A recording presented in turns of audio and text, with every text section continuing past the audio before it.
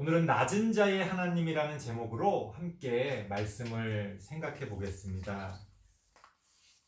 오늘 본문 말씀을 보면 이런 말씀이 나옵니다. 하나님께서는 마음이 상한 자와 함께 하신다. 그리고 충심으로 통회하는 자와 함께 하시고 그를 구원해 주신다. 이런 말씀이 나옵니다. 마음이 상한 자라는 것은 어떤 마음의 상처를 입고 고통을 받고 있는 사람을 이야기하는 거지. 여러 가지 이유가 있을 겁니다. 어떤 병에 걸려서 혹은 몸이 불편해서 아플 수도 있고요. 혹은 어떤 하는 일들이 실패해서 그 마음이 힘들 수도 있습니다. 이외에도 각종 다양한 그런 어려움들을 겪고 있는 사람들, 이 사람들이 전부 마음이 상한 자라고 이야기할 수 있을 것 같아요. 아마 정도의 차이만 있을 뿐이지 우리 대부분이 어느 정도는 그런 마음의 어떤 고통, 아픔, 실패의 경험, 그런 어떤 우울하고 그런 힘든 그런 어떤 상태가 여러분들도 아마 어느 정도는 다 가지고 있을 겁니다. 하나님께서는 이런 사람들과 함께 하신다고 이야기합니다. 이런 사람들은 어떻게 보면 이 사회에 낮은 자리에 있는 사람들입니다. 태어날 때부터 부모가 돈이 많아서 아무 돈 걱정 없이 하고 싶은 거 다 하고 마음대로 사는 그런 사람들하고는 다르잖아요. 이 사회에 낮은 자리에 있는 사람들은 남들보다 부족하고 못나고 어떻게 보자면 참 재수없고 억울한 그런 처지에 있는 사람들. 아마 여러분들도 마음에 그런 어떤 불만들, 누군가를 향한 원망하는 마음들, 아마 그런 경험들이 있을 겁니다. 나는 왜 하필? 나는 어쩌다가? 나는 왜 이래? 나도 저랬으면 좋겠어. 나도 저거 갖고 싶어. 나도 공부 잘하고 똑똑하고 잘생기고 예쁘고 나도 돈이 많고 아마 그런 마음들, 그런 생각들, 남과 비교하면서 아마 그런 마음의 불만과 혹은 누군가를 향한 어딘가를 향한 원망의 마음들 가져보신 분들 아마 많이 계실 겁니다. 이런 우리가 모두 낮은 자라고 할 수 있어요. 낮은 자. 남들 위에서 군림하고 남들 위에서 떵떵거리는 그런 입장이 아니라 항상 힘들고 항상 괴롭고 항상 어떤 어려움 가운데서 허덕이는 항상 마음의 어떤 아픔과 고통을 갖고 있는 사람들, 바로 그런 사람들을 다 우리가 낮은 자라고 이야기할 수 있습니다. 어떤 사람들은 이야기합니다. 불만을 이야기하고 원망해봤자 무슨 소용이냐? 그럴 시간에 더 열심히 공부하고 열심히 살아서 너도 성공해라. 틀린 말은 아니지만 사실 현실적으로는 전혀 위로가 되질 않아요. 그게 말처럼 쉽습니까? 그런 낮은 자들에게 성경은 뭐라고 이야기합니까? 하나님께서는 그런 낮은 자들과 함께 하신다 이렇게 이야기합니다. 여러분이 하나님을 믿고 하나님을 의지하고 하나님과 동행한다면 하나님이 여러분들을 도와주신다는 거예요. 목사님도 여러분들 나이를 겪으면서 고민이 많이 있었어요. 물론 사람마다 고민하는 부분들이 다르겠지만 목사님 경우에는 좀 더 본질적인 그런 고민들을 했던 것 같아요. 왜 누구는 태어날 때부터 이렇게 차이가 나는가? 왜 사람은 자라나면서 어쩔 수 없이 그 마음에 원하는 것과 상관없이 누구는 1등을 하고 누구는 꼴찌를 하고 누구는 앞서가고 누구는 뒤처지고 왜 그럴 수밖에 없는가? 꼴등하고 싶어서 꼴등하는 사람은 없잖아요. 물론 너도 열심히 공부하지 그랬냐? 라고 이야기하지만 그 열심히 하는 것도 능력이고 또 어떤 면에서는 열심히 해도 안 되는 그러한 일들이 얼마나 많이 있습니까? 똑같은 노력을 해도 누구는 훨씬 더 잘하고 누구는 못합니다. 사람들은 실패하고 뒤처진 사람들에 대해서 그들의 나름의 노력을 인정해주기보다는 네가 노력하지 않았다. 너가 더 열심히 해야지. 이런 식으로 그 사람들의 노력을 폄하할 때가 훨씬 더 많다는 겁니다. 하지만 성경은 여전히 동일한 말씀으로 하나님이 그런 사람들과 함께 하신다고 이야기합니다.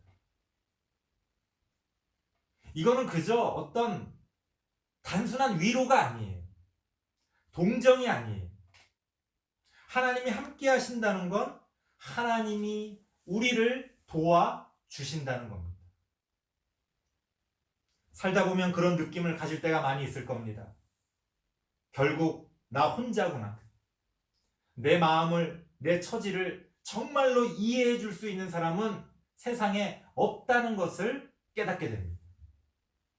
나중에 여러분들이 사랑하는 사람을 만나서 연애를 하고 결혼을 해도 마찬가지. 완벽하게 내 마음과 내 처지를 이해해주고 받아주는 사람은 없다는 거예요. 그게 틀렸다는 게 아니라 그게 잘못됐다는 게 아니라 그게 현실이라는 거예요. 어떻게 누가 그렇게 해줄 수 있겠습니까? 그렇죠? 누가 여러분들의 얘기만 들어주고 여러분들과 함께 해줄 수 있겠습니까? 그거는 불가능한 욕심이라는 거예요. 하지만 하나님께서는 뭐라고 이야기하느냐? 내가 함께 해 주겠다. 내가 너희를 도와주겠다는 거예요. 결국 냉정하게 말하면 사람들과의 관계 가운데서 우리 인간은 혼자일 수밖에 없습니다. 그게 현실이에요. 하지만 놀랍게도 신앙적으로 보자면 그리고 철학적으로 표현할 때 이거를 실존적이라고 그래요. 실존적이라는 건 우리의 어떤 존재와 관련된 그런 어떤 본질적인 차원에서 보자면 그걸 실존이라고 그러는데 실존적으로 보자면 신앙의 눈으로 볼 때 우리는 혼자가 아니라는 거예요. 하나님을 믿지 않는 사람들은 여전히 우리는 혼자다. 나밖엔 없다. 이렇게 이야기합니다. 사실 그것은 절망이죠. 그건 엄청난 외로움과 두려움입니다. 하지만 하나님은 뭐라고 말씀하시느냐? 아니다. 하나님을 믿는 사람에게 하나님은 함께해 주신다는 거예요. 그냥 말로만 함께해 주는 게 아니라 내가 너를 도와주겠다라고 성경은 이야기합니다. 실제로 이건 목사님이 경험한 거예요. 목사님이 여러분들 나이를 겪으면서 방황하고 고민하고 그러다가 하나님을 찾고 하나님을 만나고 지금까지 내가 하나님의 도움으로 살았구나 라는 것을 깨닫게 됩니다. 물론 목사님도 나름 이런저런 노력을 했지만 노력만으로 얻은 게 아니에요. 지금 목사님이 누리고 있는 것들이 있다면 어떤 것들도 내가 잘나서 내가 뛰어나서가 아니라 하나님이 함께 하시고 하나님이 도와주셨다는 걸 깨닫게 됩니다. 저는 여러분들도 그런 하나님을 만날 수 있기를 바랍니다. 그런 하나님과 함께 할 수 있기를 바랍니다. 그런 하나님의 도움을 여러분들도 받게 되기를 바랍니다. 물론 조건이 있어요. 아무나 무조건 하나님이 도와주시는 건 아니겠죠.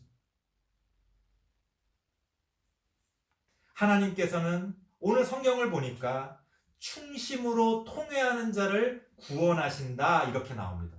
충심으로 통회한다는 말 좀 어려운 표현인데 쉽게 표현하면 그거예요.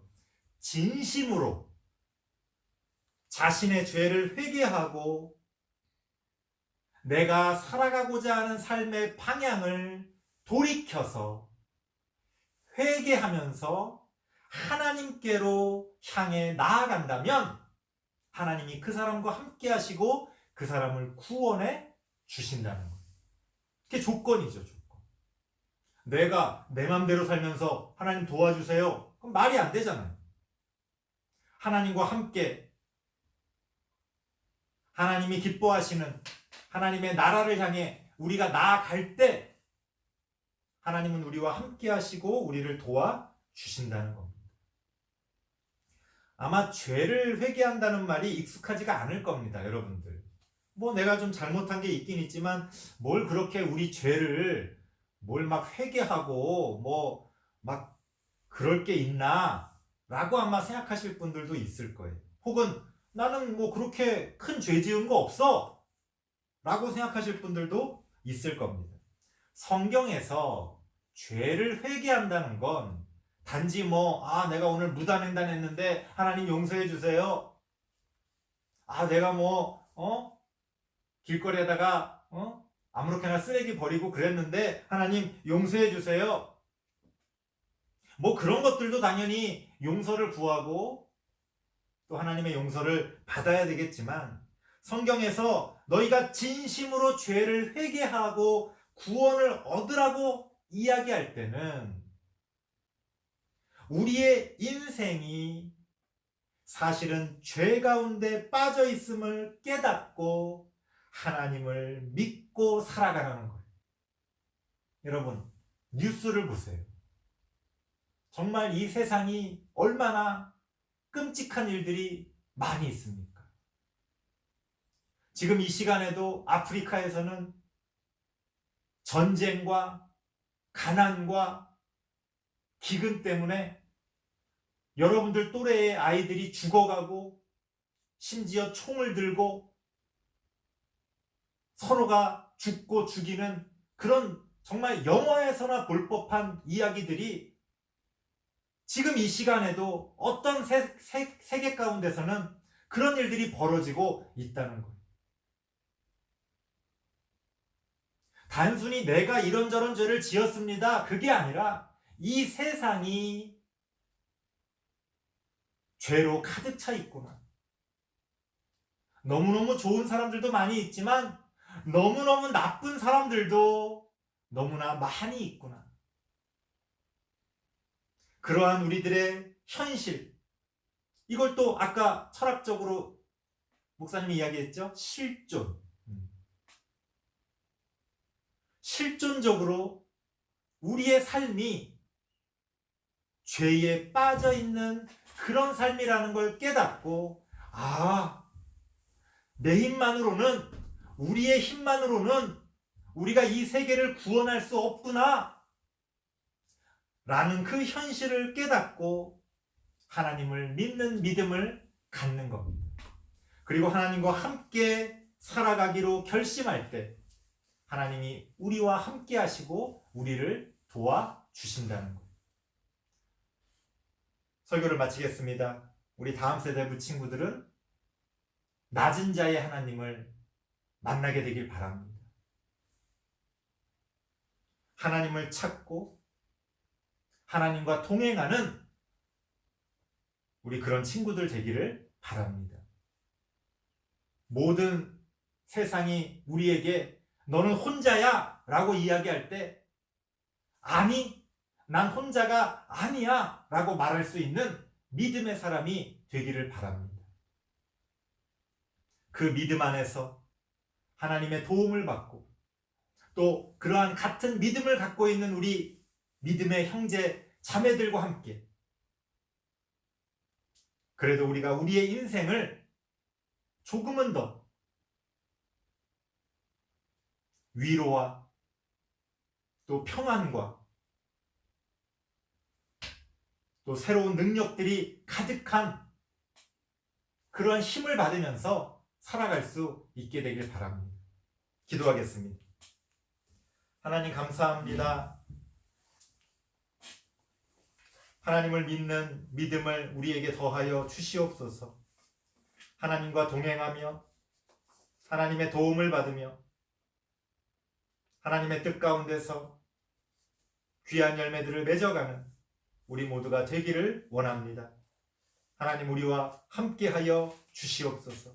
하나님 우리에게 믿음을 더하여 주시옵소서. 예수님의 이름으로 기도드리옵나이다. 아멘.